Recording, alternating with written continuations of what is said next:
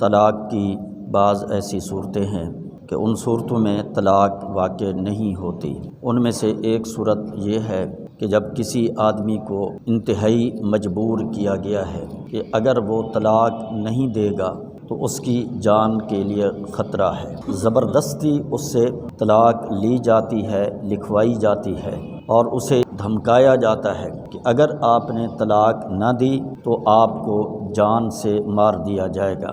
ایسے حالات کے اندر اگر وہ شخص مجبور ہو کر طلاق دے دیتا ہے، یہ طلاق مؤثر نہیں ہے، یہ طلاق نہیں ہوتی۔ یہی وہ مسئلہ ہے جس کے لیے امام مالک رحمۃ اللہ علیہ ان کے اوپر سختی کی گئی تھی۔ اس دور کے اندر جو عباسی حکومت کی طرف سے گورنر تھے، حکمران تھے، انہوں نے امام مالک رحمۃ اللہ علیہ سے فتویٰ لینا چاہا کہ آپ ہمیں یہ فتویٰ دے دیں کہ زبردستی کی طلاق واقع ہو جاتی ہے۔ امام مالک رحمۃ اللہ علیہ نے انکار کر دیا کہ زبردستی کی طلاق نہیں ہوتی۔ انہوں نے کہا کوفہ کے کچھ علماء وہ فتویٰ دے چکے ہیں کہ زبردستی کی طلاق ہو جاتی ہے تو آپ بھی دے دیں۔ امام مالک رحمہ اللہ نے فرمایا کہ میں اس کے لیے فتویٰ نہیں دے سکتا، کیونکہ حدیث ہے کہ رسول اکرم صلی اللہ علیہ وسلم نے فرمایا لا طلاق فی اغلاق، اغلاق کی صورت کے اندر طلاق نہیں ہوتی۔ لفظی اعتبار سے اس کا معنی ہے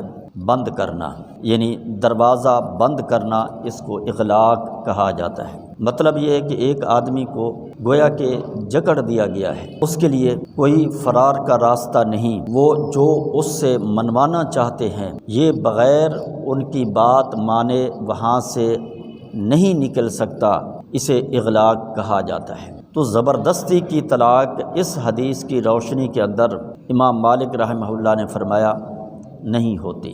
وہ لوگ کیوں زبردستی فتویٰ لینا چاہتے تھے؟ اس کے پیچھے ان کے مقاصد کچھ یہ تھے کہ مثال کے طور پر اگر حکمرانوں میں سے کسی کو کسی کی بیوی پسند آ گئی، خوبصورت ہے، یہ حکمران اسے اپنے عقد نکاح کے اندر نہیں لے سکتا۔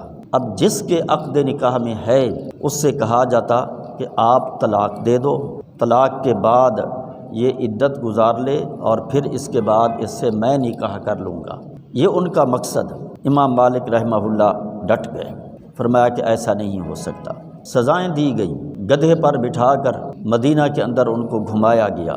ان کو جہاں بھی لے جایا جاتا تو وہ آگے سے یہی کہتے من عرفنی فقد عرفنی، جس نے مجھے اس کیفیت کے اندر پہچان لیا ہے تو اس نے مجھے پہچان لیا۔ ومن لم یعرفنی فانا مالک بن انس، اگر اس کیفیت کے اندر مجھے کسی نے نہیں پہچانا تو اسے یہ بات معلوم ہونی چاہیے کہ میں انس کا بیٹا مالک ہوں۔ فانا اقول لا طلاق فی اغلاق، اس حالت کے اندر بھی یہی کہتا ہوں زبردستی کی کوئی طلاق نہیں ہے۔ آخر حکمران ہار گئے، امام مالک رحمہ اللہ جیت گئے، یعنی وہ امام مالک کو اس کے لیے قائل نہ کر سکے۔ تو بہرحال طلاق کی ایک صورت یہ ہے کہ اگر کسی پر جبر کیا جاتا ہے اور اس صورت میں اس سے طلاق لی جاتی ہے تو ایسی طلاق مؤثر نہیں ہے۔ لیکن میں نے جبر کی جو صورت بتائی ہے یہ صورت ہونی چاہیے، ورنہ ایسا تو بہت دفعہ ہوتا ہے کہ شوہر بیوی میں آپس کے اندر اختلاف ہوا، بیوی میکے چلی گئی، اب اس نے جا کر اپنے والدین کو جا کر بتایا، بھائیوں کو، بہنوں کو، میرے ساتھ یہ ہوتا ہے وہ ہوتا ہے۔ انہوں نے کہا اچھا ٹھیک ہے آنے دو۔ جب داماد صاحب آئے تو کہا آپ ہماری بیٹی کے ساتھ، بہن کے ساتھ یہ کچھ کرتے ہو، طلاق دو۔ کہتا میں نہیں دیتا۔ کہتے آپ کو دینی پڑے گی، یا پہلے سے اسٹامپ پیپر تیار کرا کے رکھا ہوا ہوتا ہے، آپ اس پر سائن کر دو۔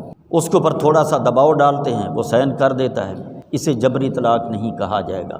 جبری طلاق کی صورت یہی ہے کہ جب اس کی جان کے لیے خطرہ ہو، جس طرح کہتے ہیں نا کہ کن پٹی پر کوئی اسلحہ رکھ کر اور اسے کہا جائے کہ یہ کام کرو ورنہ شوٹ کر دیا جائے گا۔ اس کیفیت کے اندر جو طلاق دی جاتی ہے یہ جبری طلاق ہے۔ محض فورس کرنا، دباؤ ڈالنا اور اس کے نتیجے کے اندر طلاق لینا یہ جبری طلاق نہیں کہلائے گی۔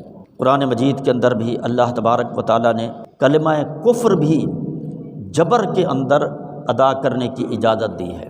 من کفر باللہ من بعد ایمانہ الا من اکرہ وقلبہ مطمئن بالایمان، کہ اگر کسی سے زبردستی کلمہ کفر جو ہے اگلوایا جاتا ہے کہ یہ کفر کا کلمہ، کفر کے الفاظ ادا کرو ورنہ تمہیں جان سے مار دیا جائے گا، اور وہ مجبوری کے اندر یہ الفاظ ادا کرتا ہے، تو اللہ تبارک و تعالیٰ کے ہاں اس کی معافی ہے۔